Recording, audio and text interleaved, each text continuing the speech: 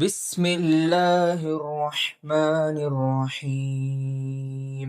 يا أيها الناس إنا خلقناكم من ذكر وأنثى وجعلناكم